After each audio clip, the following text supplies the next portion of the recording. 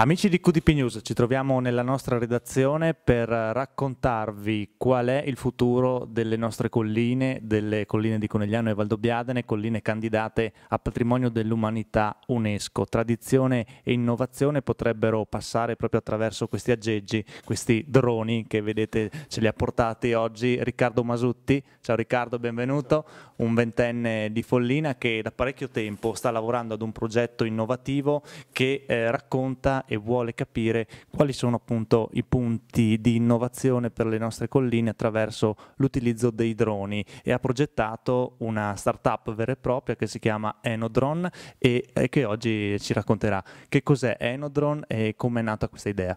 Appunto Enodrone è una startup che offre servizi di viticoltura di precisione tramite i droni e come obiettivo Enodrone si pone quello di aumentare la resa qualitativa e quantitativa del vigneto, oltre appunto a diminuire l'utilizzo delle risorse, quali quindi prodotti come i fitofarmaci o altri prodotti destinati appunto al proteggere il vigneto da possibili organismi nocivi, quindi diminuendo i costi di gestione del vigneto e anche diminuendo i prodotti chimici che vengono utilizzati sul vigneto stesso, sul terreno. Si parla quindi di viticoltura di precisione appunto per la corretta gestione e la miglior gestione del vigneto. Utilizzare questo tipo di apparecchiature è un po' una sfida, no? Coniugare innovazione alla tradizione, una grande sfida.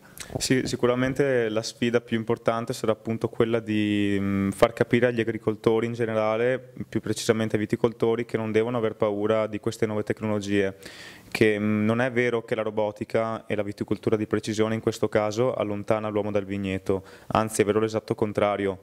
Infatti grazie a queste nuove tecnologie il viticoltore riesce a vedere cose che tramite il proprio occhio umano non riuscirebbe a vedere, quindi attraverso i sensori NDVI oppure sensori termici si è in grado di capire quali aree del vigneto vanno trattate maggiormente e quali invece hanno bisogno di altri trattamenti.